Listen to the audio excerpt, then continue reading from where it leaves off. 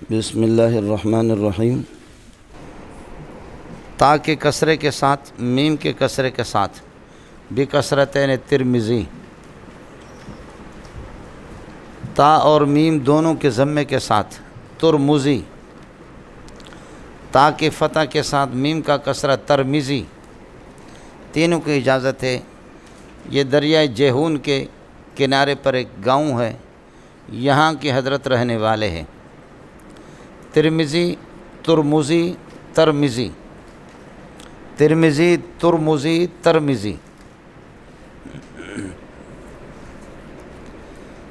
دریا جیہون کے قریب ہی اور دریا کے پیچھے جتنے لوگ رہنے والے ہیں جو علماء، اس وجہ سے ان کو علماء ما وراء النہر کہتے ہیں، علماء ما وراء النہر۔ جیہون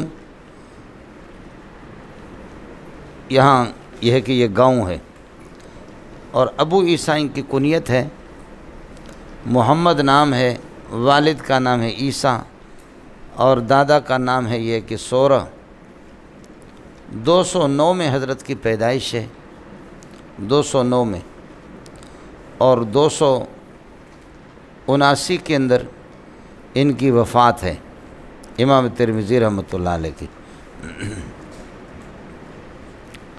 یہ جہاں بھی آپ کے سامنے آئے گا کہ حدثنا قتیبۃ بن سعید، قتیبہ ان کے اساتذہ میں، جہاں پر حدثنا اسحاق بن موسیٰ الانصاری، اسحاق بن موسیٰ انصاری ہے۔ اسی طریقہ پر اللہ آپ کا بھلا کرے یہ کہ حدثنا حناد و قتیبۃ و محمود بن غیلان، یہ تینوں ان کے اساتذہ ہے۔ تو حدثنا کا جو فاعل آئے گا وہ حضرت کے اساتذہ میں سے ہوں گے اور حضرت ہی کا استاد ہوگا۔ امام ترمذی رحمۃ اللہ علیہ کی یہ جو کتاب ہے یہ جامع ہے، اور جامع کی تعریف بخاری میں آپ کے سامنے صبح کو گزر گئی ہے کہ جامع ان کتابوں کو کہتے ہیں کہ جن میں 8 قسم کی یہ کی چیزیں ہوں۔ جامع الترمذی بھی اس کا نام ہے، مشہور یہی ہے، اور سنن الترمذی بھی اس کا نام ہے، سنن الترمذی۔ ایک سنن کی تعریف تو وہ ہے الکتب التی دونت علی ترتیب الکتب الفقہیۃ، جو کتابیں مدون ہوں فقہی ترتیب کے مطابق، وہ سنن کہلاتی ہے کتاب الطہارت سے، یہ کہ جو شروع ہوں۔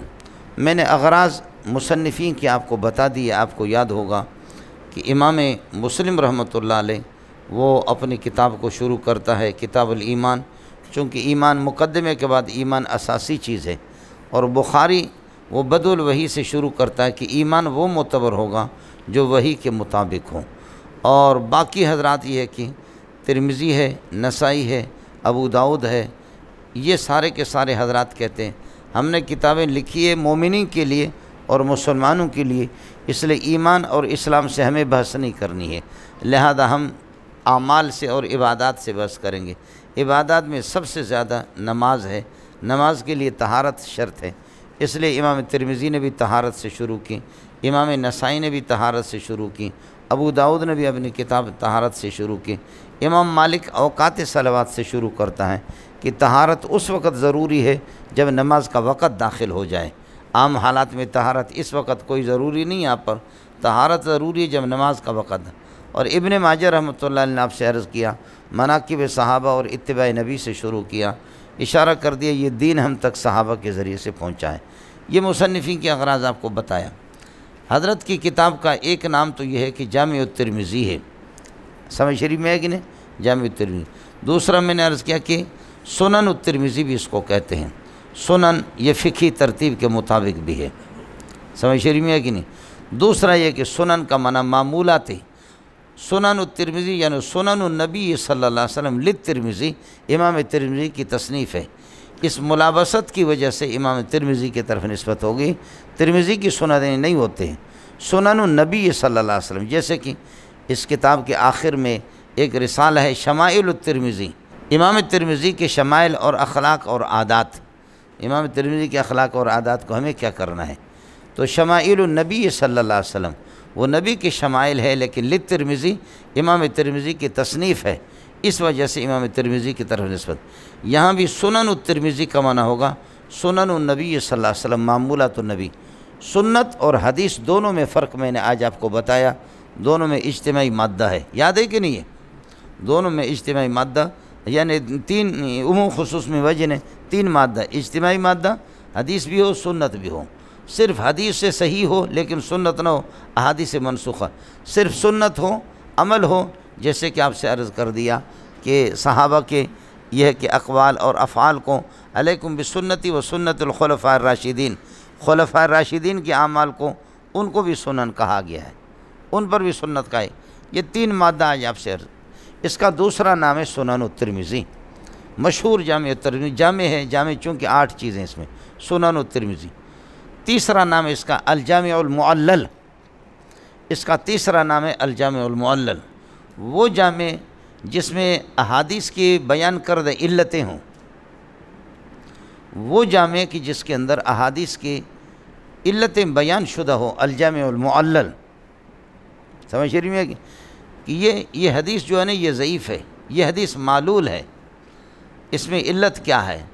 یہ اس کتاب کے اندر جو احادیث ہے نا جو معلول ہے، ان معلولات کو مستقل امام ترمذی نے کتاب العلل کے نام سے، اللہ آپ کا بھلا کرے، جمع کیا ہے، لیکن آپ کی اطلاع کے لیے عرض ہے، اللہ کے لیے سمجھ لینا مسئلہ۔ آپ کی اس ترمذی کے آخر کے اندر شمائل سے پہلے ایک رسالہ ہے، کتاب العلل۔ لوگ یہ سمجھتے کہ علل یہی ہے، حالانکہ یہ علل، اس کو علل کہنا غلط ہے، یہ علل نہیں ہے، یہ مقدمہ لاحقہ ہے۔ ترمذی نے پہلے کتاب لکھی، کتاب لکھنے کے بعد پھر اس کا مقدمہ لکھا، وہ مقدمہ لاحقہ ہے۔ ایک مقدمہ سابقہ ہوتا ہے اور ایک مقدمہ لاحقہ ہے۔ کتاب لکھنے کے بعد مقدمہ اس کا لکھا، وہ چند صفحات کی ہے جو 2-3 دن میں ہم لوگ اس کو پڑھتے ہیں، کتاب ختم کرنے کے بعد، شمائل سے پہلے اس کو کتاب العلل کہہ رہے ہیں۔ وہ کتاب العلل نہیں ہے، بلکہ وہ مقدمہ لاحقہ لجامع ترمذی شریف کے مقدمہ لاحقہ۔ اصل جو حضرت کی کتاب ہے کتاب العلل، وہ دنیا کے اندر اس وقت ناپید ہے اور نایاب ہے، بتاتے کہ اس کا نسخہ ترکیہ کے اندر ہے، یعنی یہ جو احادیث کے اندر جو علتیں ان کو مستقل ایک کتاب میں جمع کیا گیا ہے، مستقل ایک کتاب۔ تو اصل کتاب العلل وہی ہے جو میں نے عرض کیا کہ مخطوطہ ہے اور نایاب ہے، ترکیہ میں بتاتے کہ ہے، باقی ہے کہ نہیں ہے۔ آپ کو مسئلہ سمجھ میں آ گیا؟ امام ترمذی رحمۃ اللہ علیہ، حضرت امام ترمذی رحمۃ اللہ علیہ کی تقوی اور طہارت اور اسی طریقے پر اللہ آپ کا بھلا کریے ہے کہ آپ کا حافظ ہے، قوت حافظ ہے، یہ نہایت ہی مشہور ہے۔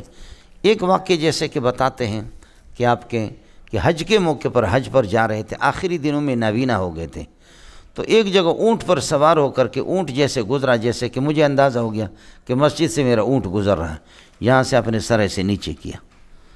لوگوں سے پوچھا کہ ادھر کوئی درخت ہے یا نہیں ہے؟ کہا یہاں تو کوئی درخت نہیں۔ کہا میں نے سر اس لیے میں نے نیچے کیا ہے کہ یہاں سے سواری لوگ گزرتے تھے اونٹوں پر، تو اس درخت کے کانٹے ان کو لگتے تھے، شاخیں لگتی تھی، یہ درخت یہاں تھا۔ انہوں نے کہا یہاں تو کوئی درخت نہیں ہے۔ فرمایا کہ اگر اس جگہ پر میرے اندازے کے مطابق اگر درخت نہ ہو تو پھر میرا حافظہ کمزور ہو چکا ہے، تو پھر میں حدیث نہیں پڑھاؤں گا، لیکن معلوم کرو قرب و جوار کے لوگوں سے کہ یہاں کوئی درخت تھا نہیں تھا۔ معلوم کیا گیا، لوگوں نے بتایا واقعتاً یہاں چند سال پہلے درخت تھا، اس کو کاٹا گیا، اب اس کے نام اندازہ مولانا اس انداز پہ۔ بعض لوگ کہتے ہیں کہ صاحب کشف بھی تھا، اس کو کشف ہوتا تھا، یہ تو کشفی واقعہ ہے، اس طریقہ پر ان کا یہ ہے کہ معلوم کر لینا۔ آپ کو ایک محدثین کے 2 ثبت پہنچے تھے، بعض لوگ کہتے ہیں کہ 40 حدیثیں تھیں اس میں، بعض کہتے ہیں کہ 2 ثبت معنی محدث کی روایت کردہ حدیثیں ان میں تھیں، اور ان کی اجازت مل گئی تھی امام ترمذی کو غائبانہ کہ یہ کتاب آپ کو بھیج رہے ہیں، یہ کتاب آپ کو اجازت ہے۔ ان میں تحریر شدہ حدیثیں تھیں اس محدث کی، لیکن اس محدث سے حضرت کی ملاقات تھی نہیں آمنے سامنے۔ سفر کے دوران، حج کے سفر کے دوران دیکھا کہ وہی محدث ہے جس کی روایتیں میرے پاس ہے، تو کہا آج تو اجازت لے لوں، آمنے سامنے ان سے اجازت لے لوں۔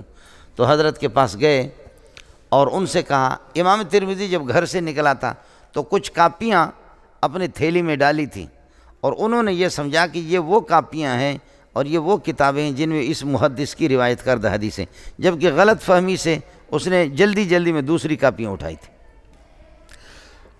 محدث سے ملا اور ان سے کہا کہ آپ کی کچھ تحریر کردہ روایتیں میرے پاس ہے، آپ ان کی براہ راست میں آپ کے سامنے ان کو تلاوت کرتا ہوں، آپ مجھے ان کی اجازت دے دیں۔ تو اس محدث نے کہا کہ ٹھیک ہے، آپ پڑھ لیں ان کو۔ تو امام ترمذی نے جیسے تھیلی سے وہ کتابیں نکالی کہ جس میں محدث کی حدیثیں لکھی ہوئی، جب تھیلی سے کتابیں نکالی تو دیکھا سبحان اللہ، یہ تو اللہ کا خالی کاپیاں ہیں، اور وہ میں ادھر چھوڑ کر کے آ گیا ہوں، جلدی جلدی میں ہو جاتا آدمی کو۔ تو یہ دیکھا اب محدث کو بتا تو نہیں سکتا، تو محدث نے کہا کہ پڑھ لو، وہ ادھر بیٹھے ہوئے، اس نے ادھر پڑھنا شروع کیا، پڑھتے پڑھتے پڑھتے ان کی ساری روایتیں۔ تو اس محدث کی نگاہ پڑ گئی کہ یہ تو خالی کاپی ہے۔ کہا کہ میری روایتیں کہاں لکھی ہوئی، یہ تو خالی کاپی ہے۔ کہا کہ جی مجھ سے غلطی ہو گئی، میں آپ کی جو تحریر کردہ وہ تو وہاں چھوڑ کر کے آیا ہوں، اور ابھی شرم کے مارے چونکہ میں نے آپ سے بتایا روایتیں مجھے یاد ہیں۔ اس نے کہا ایسے کیسے یاد ہو سکتے؟ اس نے کہا سن لے، سمجھے؟ وہ سارے انہوں نے سنا لے۔ فرمایا کہ ہو سکتا ہے کہ یہ آپ کو پہلے سے آپ نے یاد کی ہو، کچھ فرمایا اور حدیثیں سناؤ۔ اس نے اور سنائی، اس نے لفظ بلفظ سنایا۔ تو انہوں نے کہا کہ واقعتاً آپ کی یادداشت اور حافظہ کو سلام۔ یہ ان کی یادداشت اور ذکاوت کا اللہ آپ کا بھلا کرے مسئلہ ہے۔ امام بخاری رحمۃ اللہ علیہ سے 114 مقامات پر یہ تعارف روات نقل کرتا ہے۔ ان کے اساتذہ میں امام بخاری بھی ہے، امام مسلم بھی ان کے اساتذہ میں ہے، امام ابو داؤد بھی ان کے اساتذہ میں ہے۔ امام بخاری نے پھر اپنے اس شاگرد سے کچھ روایتیں بھی لی ہیں۔ امام بخاری رحمۃ اللہ علیہ نے امام ترمذی سے بھی کچھ روایتیں لی ہے، سمجھ رہی ہے کہ نہیں؟ لیکن امام بخاری ان کے شاگرد ہیں۔ لیکن یاد رکھ لینا کہ پورے ترمذی کے اندر انہوں نے امام بخاری کا فقہی کوئی مسئلہ نقل نہیں کیا۔ ایک راوی کے بارے میں کہا، تعارف اس کا نقل کیا، آئے سمجھ میں؟ امام بخاری سے 114 مقامات، پاکستان چونکہ 14 اگست کو بنا ہے، اتنا تو آپ کو یاد رہے گا، 114 مقامات پر انہوں نے امام بخاری سے روات کا تعارف اور راوی کا نام یہ چیزیں نقل کی ہے۔ فقہی مسئلے ان کا کوئی نقل نہیں کیا۔ امام بخاری رحمۃ اللہ علیہ خود ان کو فرماتے تھے من تفعت بی من تفعت بک، بولو من تفعت بی، یعنی ما انتفعت بی ما انتفعت بک، آپ نے مجھ سے اتنا فائدہ حاصل نہیں کیا، آپ شاگرد ہو کر کے آپ نے مجھ سے اتنا فائدہ حاصل نہیں کیا کہ جتنا فائدہ میں نے استاد نے آپ سے حاصل کیا۔ یہ شاگرد کا ہوتا ہے۔ میں 20-30 سال سے پڑھا رہا ہوں، جامع فاروقیہ میں 2 طالب علم آ گئے تو مجھے ان سے بڑا فائدہ ملا۔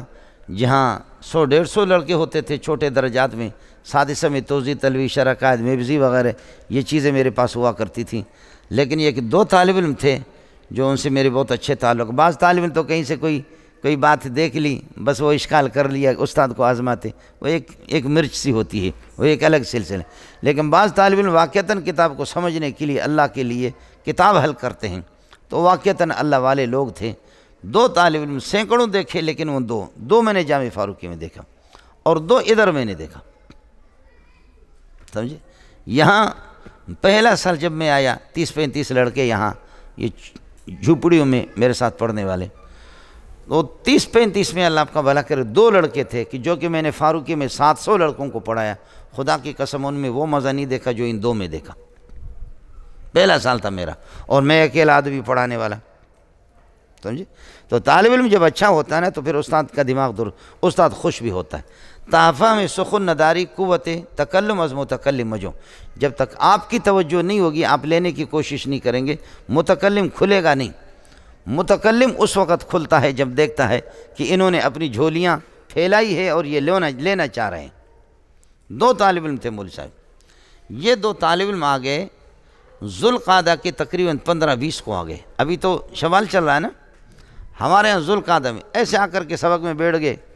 30 لڑکے تھے اس طرح، تو ان سے کچھ زائد یہ آ کر کے یہ 2 طالب علم بیٹھے رہے۔ ایک دن میں نے کہا سما کر رہے ہیں، دوسرے دن بیٹھے رہے، تیسرے دن بیٹھے رہے، اللہ خیر کرے، داخلہ نہیں لے رہے۔ تو تیسرے دن پھر ناظم صاحب کو، ہمارا ایک مرحوم ناظم تھا جو اللہ کو پیارے ہو گئے، سمجھے بھائی؟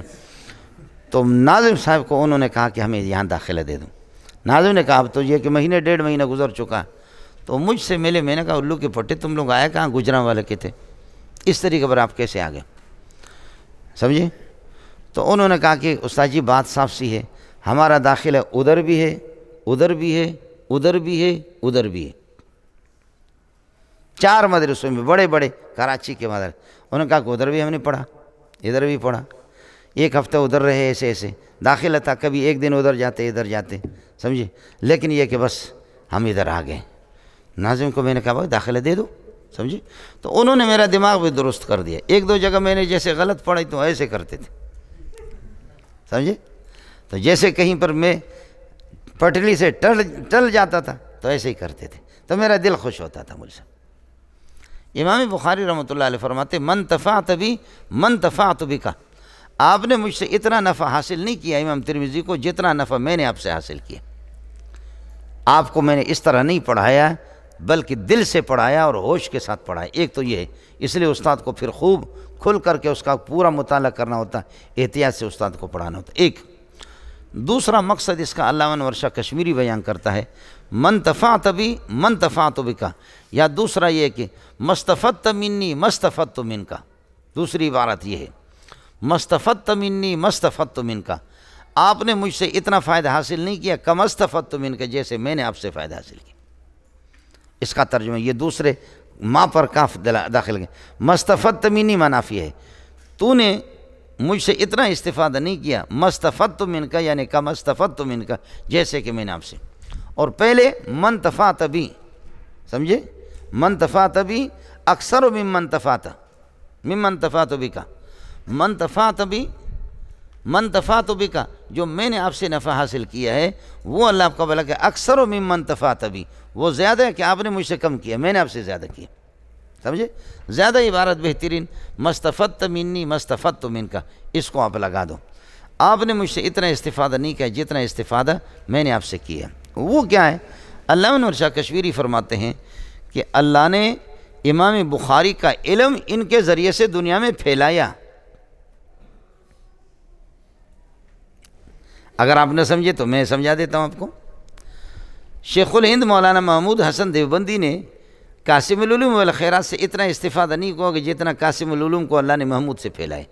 محمد قاسم نانوتوی منطق اس کو کوئی سمجھتا ہی نہیں تھا مولوی صاحب. اس کی زبان وہ فلسفی اور وہ منطقی تھی، لیکن اللہ پاک نے شیخ الہند کو ان کا علم دیا قاسم العلوم کا. تو اس وجہ سے دنیا کے اندر اس وقت جتنے بھی شیخ الحدیث ہیں نا، یہ ہم لوگ جو بیٹھے ہوئے ہیں، یہ سارے محمد قاسم نانوتوی کا علم ہے، لیکن محمد قاسمی نے اس کو حلوہ نہیں بنایا، اس کو حلوہ بنایا شیخ الہند نے. بات کو سمجھ کر کے پیش کرنے کا ڈھنگ ہوتا ہے، سمجھے. اس لیے اب سمجھو، جملہ سمجھو. کہتے ہیں علوم قاسمیہ کو اللہ نے میزاب محمودی سے پھیلایا.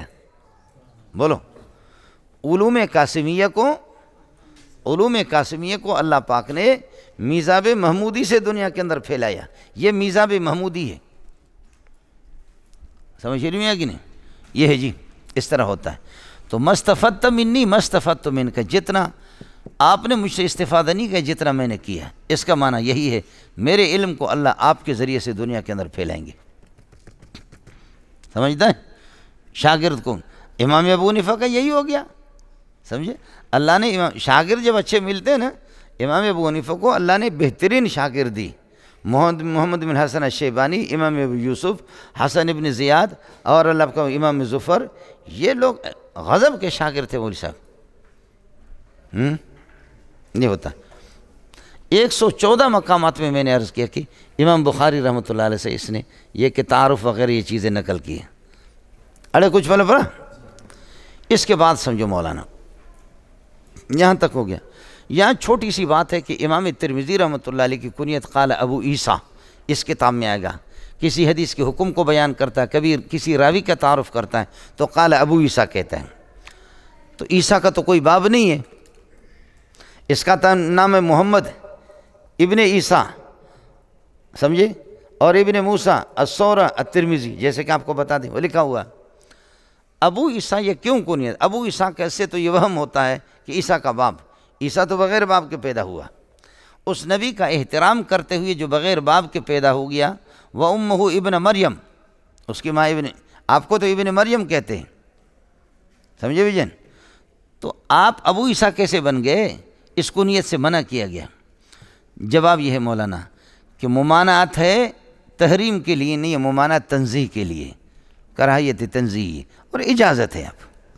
الکراہیت تنزیہیت لا تنافی الجواز، وہ جواز کے منافی نہیں ہے۔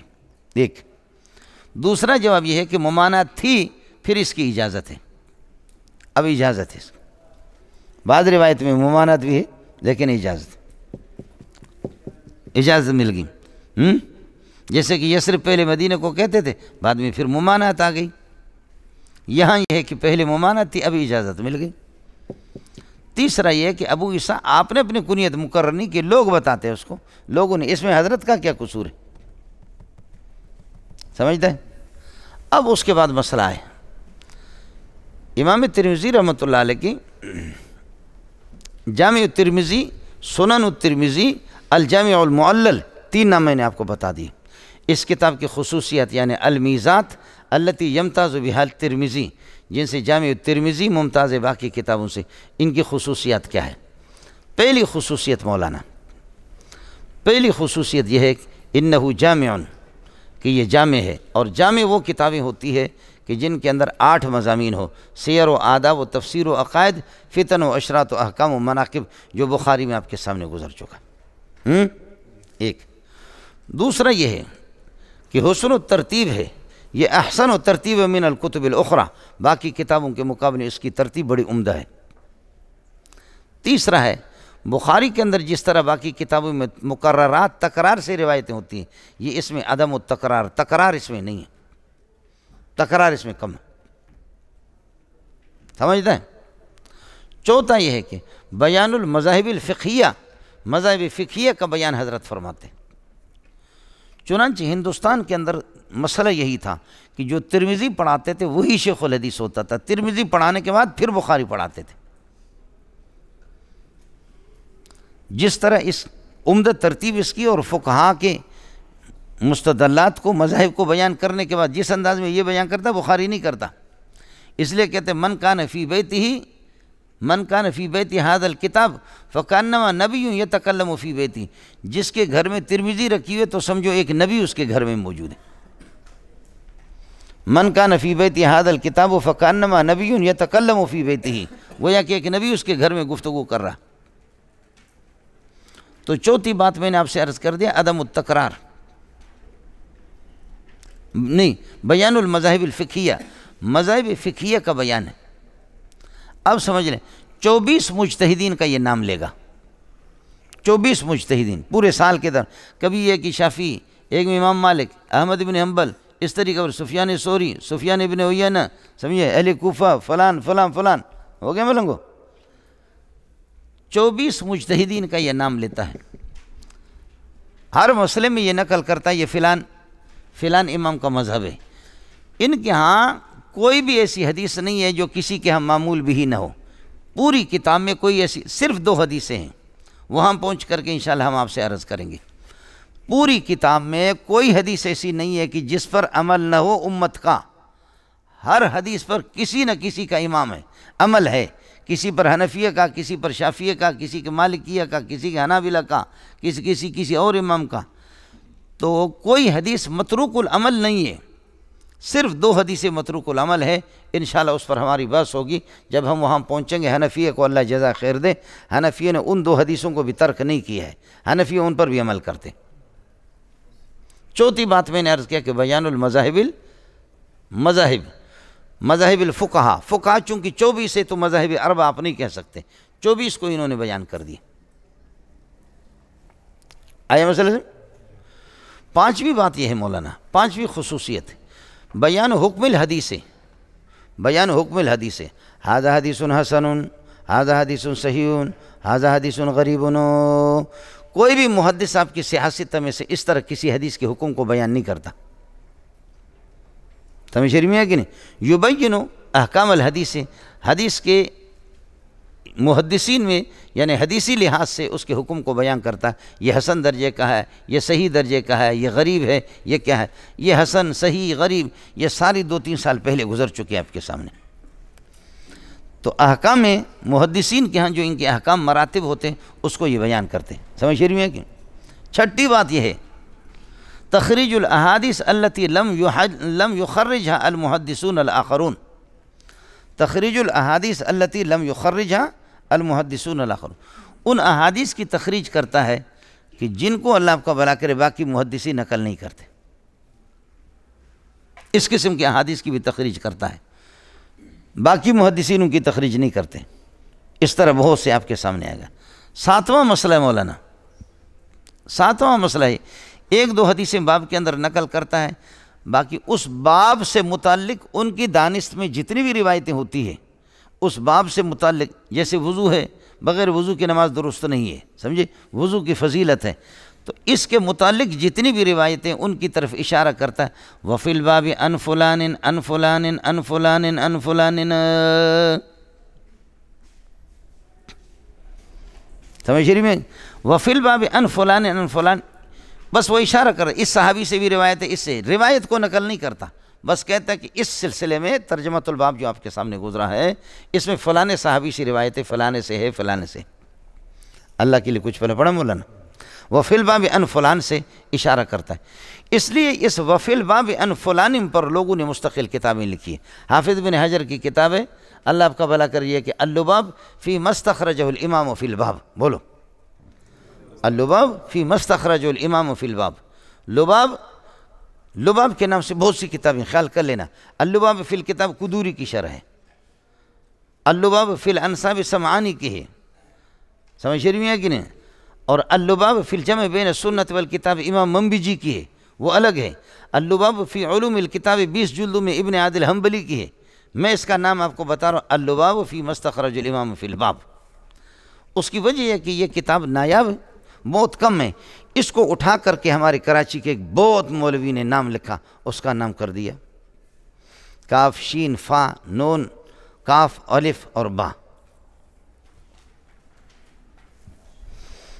اپنی طرف نسبت کر دی کہ یہ میں نے اس طرح کمال کر دیا۔ علامہ مبارک پوری رحمۃ اللہ علیہ نے بھی حافظ سے چوری کی اور انہوں نے بھی چوری کر دی۔ اس طرح اکابرین بھی دوسروں کی چیزیں اپنی طرف بھی نسبت کرتے ہیں۔ اصل کتاب حضرت اقدس حافظ صاحب کی ہے، اللباب فی مستخرج، اور لباب کے نام سے میں نے آپ کو بہت سی کتابیں بتائیں، سمجھے۔ آپ چونکہ علماء ہیں تو اللباب فی الجمع بین السنت والکتاب بھی آپ لے لیں، امام منبج مجلس کے وزن پر ہے، 2 جلدوں میں، بڑی پیاری چیز ہے، غضب کا محدث ہے، یہ پہلی مرتبہ یا مکتبۃ العاصمہ الغفوریہ سے بھی چھپی ہے، لیکن 1417 میں پہلی مرتبہ جب میں نے حج کیا، حج کے دوران مجھے ملا تو میں نے دونوں جلدیں بلیستیاب پڑھی، سمجھ شریف میں، اللباب فی الجمع بین۔ اور اسی طرح ابن عادل حنبلی کی جو اللباب فی علوم الکتاب تفسیر 20 جلدوں میں آ گئی، وہ بھی دنیا میں پہلی مرتبہ چھپ گئی ہے، یعنی چنانچہ دراصل میں یوں، اڑے کچھ پھلا پڑا نہیں بیڑا، یہ اللباب فی مستخرج الامام فی الباب، بات آگئی سمجھ۔ میں نے عرض کیا کہ وفی الباب سے آپ اس باب سے متعلق جتنی بھی روایتیں ہوتی ہیں ان کی طرف اشارہ کر، لیکن حصر وہ نہیں کر سکتا، ایک انسان کیا حصر کرے گا؟ حضرت کے علم میں جو حدیثیں ہوتی ہے، ابو ہریرہ سے ہے، فلاں صحابی سے ہے، انس سے وہ گنواتا ہے، لیکن پھر بھی حصر اس کا وہ ٹھیک نہیں بیٹھتا، حصر نہیں ہوتا، بہت سی روایتیں ان سے چھوٹتی بھی ہے۔ 7ویں خصوصیت میں نے آپ سے عرض کر دی کہ روایت کا استیعاب فرماتے ہیں وفی الباب عن فلان سے۔ 8ویں بات مولانا سمجھو، 8واں مسئلہ یہ ہے کہ ما یتعلق بالباب من الحدیث، حدیث کا جو حصہ باب کے ساتھ تعلق رکھتا ہے اس کو ذکر کرتا ہے، اس طرح بھی ہوتا ہے، سمجھ رہی ہے کہ نہیں۔ 9ویں بات مسئلہ مولانا، 9ویں خصوصیت وہ ہے کہ کبھی کسی باب کے اندر، کسی حدیث کے اندر کوئی طویل قصہ ہوتا ہے تو اختصار کرتا ہے، وفی قصۃ طویلۃ، یہ کہے گا وفی الباب قصۃ طویلۃ، یہ بھی ہوتا ہو گیا مولانا، اشارہ بھی کرتا ہے۔ 10ویں بات مولانا، بیان علت الحدیث، حدیث کی علت کو بیان کرتا ہے کہ یہ ضعیف ہے، اس کی علت کیا ہے، یہ معلول ہے، اس کی علت کیا ہے۔ 11واں ہے تعارف الروات، روات کا تعارف کرتا ہے، اور یہ تعارف 114 مقامات پر امام بخاری سے، زیادہ تر امام بخاری سے لیتا ہے، تعارف الروات 11۔ 12واں مسئلہ ہے التمییز بین المتشابہین، ایک نام کے دو راوی ہے، منظور دو ہے، لیکن ایک منظور ابن نیک محمد ہے، ایک منظور کوئی اور ہے۔ التمییز بین اسماء الروات کی جہاں پر متشابہ ہو، اسماء متشابہات میں، ان میں بتاتا ہے کہ یہ جو میں بتا رہا ہوں یہ کون ہے، تمییز بھی ان میں کرتا ہے۔ جیسے کہ افریقی صاحب ہے اور دوسرے لوگ ہیں، ان میں فرق بیان کرتا ہے۔ اڑے کچھ والا پڑھا مولانا 11۔ 12واں مسئلہ یہ ہے کہ کبھی باب نقل کرتا ہے، بابن بلا ترجمۃ، باب، اب کون سا باب ہے؟ ترجمۃ الباب اس میں نہیں لگاتا، صرف لفظ باب لگایا۔ اس میں اشارہ کرتا ہے کہ یتعلق بما قبلہ، یہ ما قبل کے ساتھ اس کا تعلق ہے۔ یتعلق بما قبلہ، ما قبل کے ساتھ تعلق اس کا بڑا بچہ ہے۔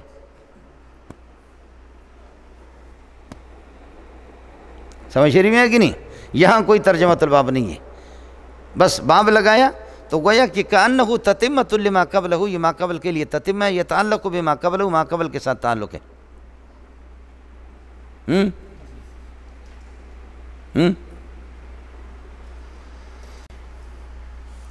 کتنے ہو گئے؟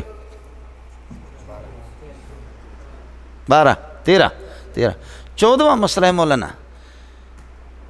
فقہائے اہل حجاز اور پھر یہ کہ اللہ اکبر غیر اہل حجاز، بسا اوقات اس طرح یہ ہے کہ باب قائم کرتا ہے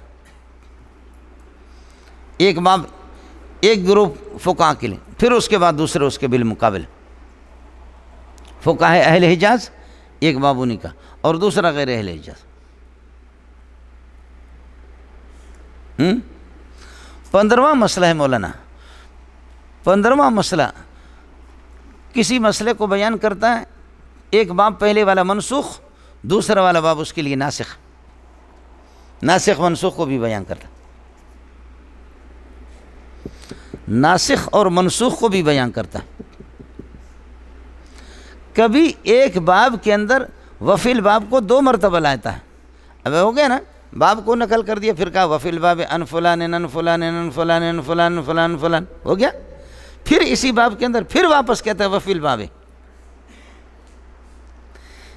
بس آپ نے بتایا وفی الباب ان فلان ان فلان ان فلان 9 صحابہ سے، پھر واپس کہتا ہے وفی الباب ان فلان، سمجھے؟ وہ بتاتا کہ جو حدیث صراحتاً مذکور ہے یہ اس کی تائید اور بھی نقل کر رہا ہے۔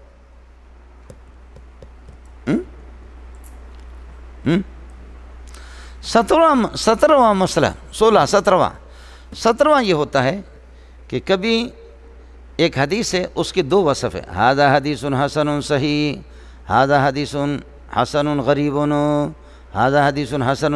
اب ایک حدیث کے لیے حسن بھی آ گیا، صحیح آ گیا، اب حسن اور صحیح 2 وصف نقل کر دیں۔ حسن اور صحیح میں آپ کو بتا چکا ہوں 2-3 سال پہلے، سمجھ رہی ہیں؟ ایک حدیث کے 2 وصف بیان کر دیا، حسن اور صحیح۔ اب ان میں سے جو وصف آپ کی نگاہ میں غالب ہوتا ہے کہ یہ 2 وصف ہے، لیکن ان میں سے جو غالب ہوتا ہے غالب کو پہلے نقل کرتا ہے، ان اوصاف میں سے جو غالب آپ کی نگاہ میں اور آپ کی تحقیق کے مطابق ہو تو وہ اللہ آپ کا بھلا کرے اس کو پہلے نقل کرتا ہے، سمجھتا ہے؟ وَأَقُولُ قَوْلِي هَذَا وَأَسْتَغْفِرُ اللَّهَ لِي وَلَكُمْ وَلِسَائِرِ الْمُسْلِمِينَ فَاسْتَغْفِرُوهُ إِنَّهُ هُوَ الْغَفُورُ الرَّحِيمُ۔ مزید ویڈیوز کے لیے آپ ہمارے فیس بک پیج کو لائک کریں اور ساتھ ہی ہمارے یوٹیوب چینل کو بھی سبسکرائب کریں تاکہ کسی بھی ناگہانی کی صورت میں آپ کو ہماری ویڈیوز بر وقت مل سکے۔